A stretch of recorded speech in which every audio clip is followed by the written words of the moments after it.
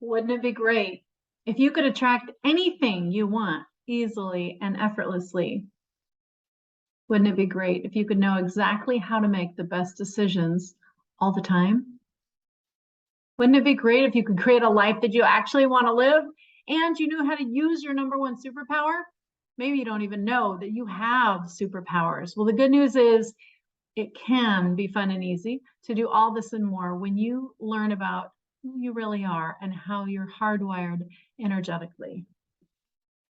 Life is magical and it will really open up. Are you the builder? When I love what I do, I'm the Energizer Bunny.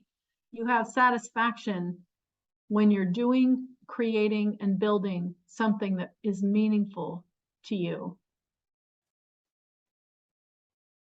Are you the innovator? Can you start new things and just go out and make it happen?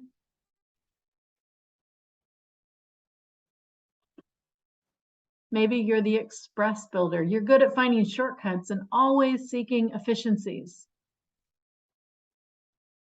Or maybe you're the advisor and you see how different people with different levels of energy can work together most effectively.